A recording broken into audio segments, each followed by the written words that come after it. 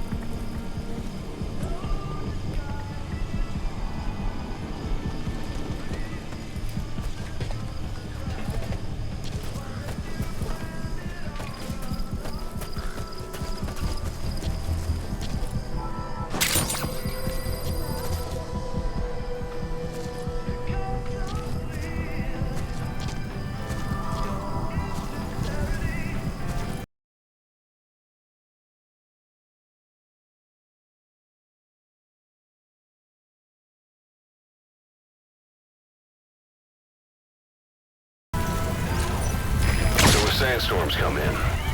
Sandstorms effectively make you blind and deaf, but that goes for the enemy too. Use the situation to your advantage.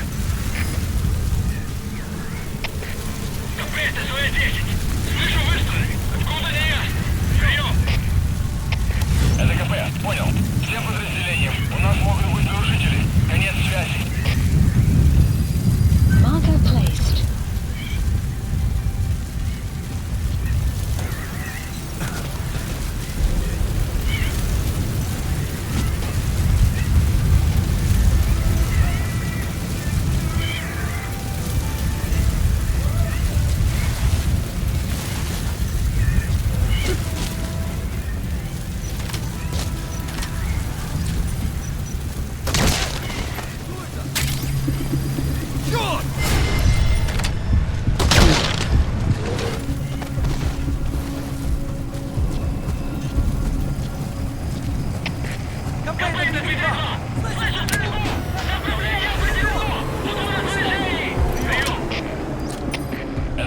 Понял. Будьте начеку. Выкройте врага. Конец связи. Всем боевым группам. Это КП.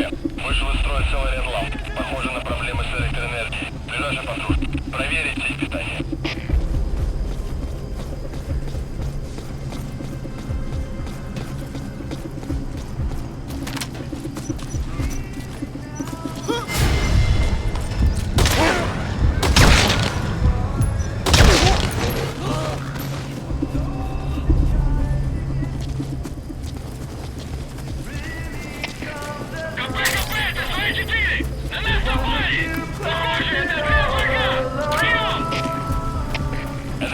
Понял. Будьте начеку. Выкройте врага. Конец связи.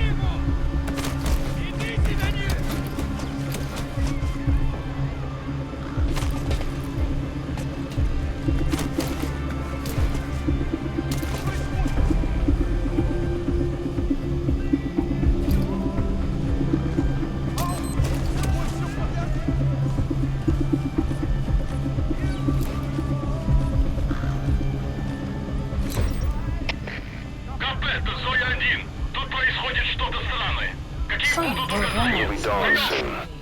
Your surroundings will be easier to see, but that goes for the enemy as well.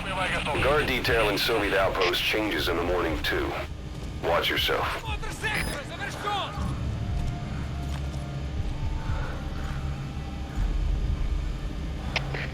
КП, здесь мирный один. Без законченной поиски.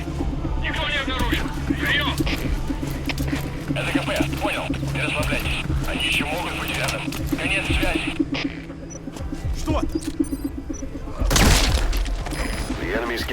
search for you.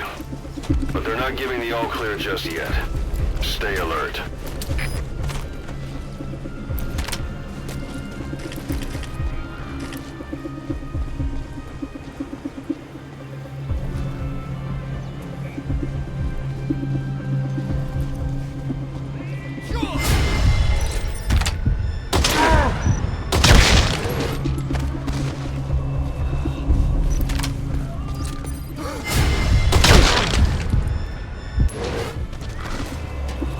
You have arrived at your destination. Outpost captured.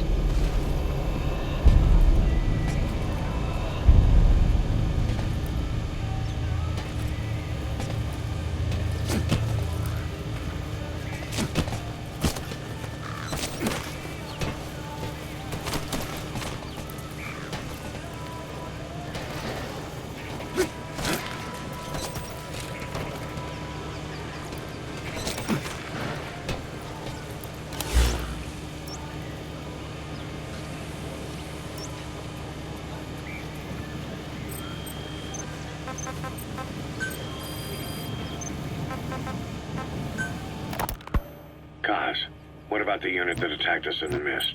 You knew something about them. That wasn't my first run-in with them. It happened right before I was captured by the Soviets.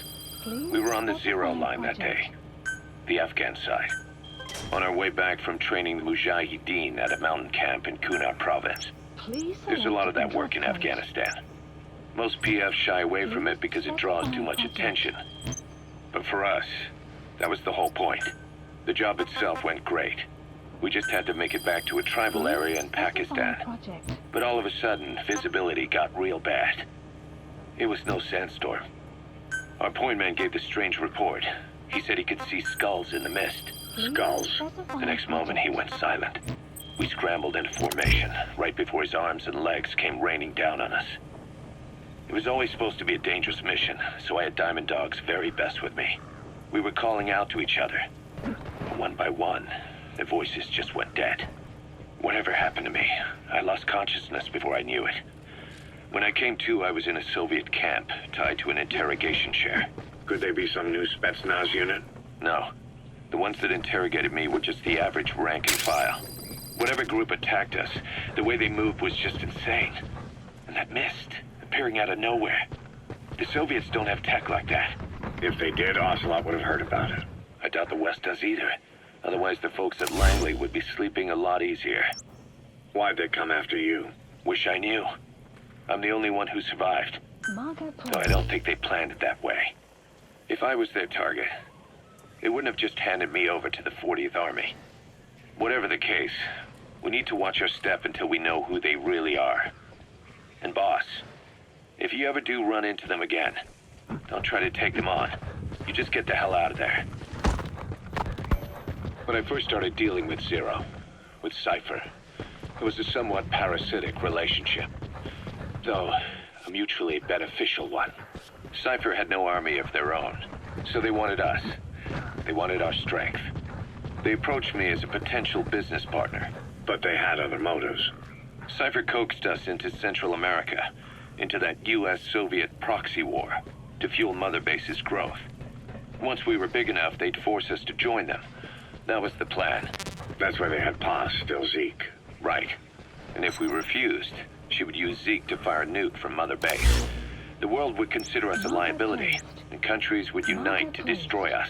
We stopped the launch. And yet they still took us down, through that fake inspection they orchestrated to cover up their sabotage. That power Cypher wanted. We don't have it anymore. So why are they still after you? Is it just the fear of leaving you alive? I don't know. Was Zero really... All I know is the man I knew wouldn't want this. What do you mean?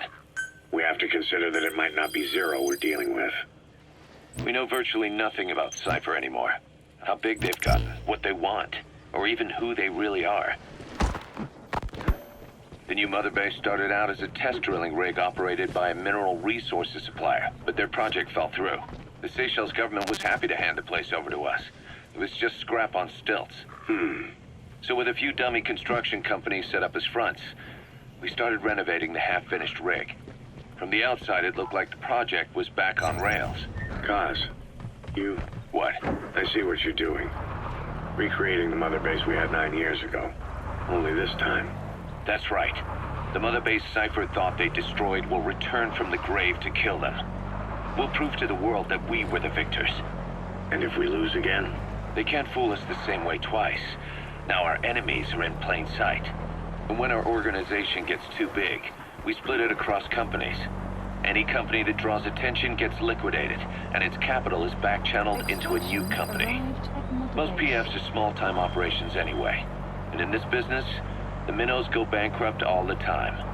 We've never aroused suspicion. Plus... Say, boss, you see many animals in the field. Truth is, an environmental NGO has asked us to remove wild animals from combat zones. If you have the time, can you extract some back here? There's a reward in it for us. At the prison facility in Cuba? That gave me the idea. We dispatch moles into conflict zones around the world, and each sets up an intel network on site. Then they stay in place to give us stable points of contact when other nations intervene in the conflicts. Hewick's strength is that it has a cutout at each level. You get your job from one guy, then you hand it off to another. No one has direct access. It's a perfect black box. Hewick members also work their way into the superpowers intelligence agencies to make sure Diamond Dogs gets work. We have those countries by the balls. That's our deterrent when we need it. Networking? In the intelligence community? Sure, that's how we've grown this far. And when you go out on missions, intel from Hewick will be there to back you up. But despite all that, Cypher has its eyes on us. The only reason I'm not dead is that they needed to know where you were. Figured if you woke up, I'd go straight to you. That's why you made that ruckus at the Zero line. Yeah, to make their own surveillance work against them. I think it took some of the heat off Cyprus. Kaz. Then I just had to wait for you to save me. And I've gotten used to waiting. Out of ammo? Let the support unit help out if you need to restock. Transmit a request from your iDroid and I'll send supplies right away. Afghanistan. Their agencies are bursting. You've run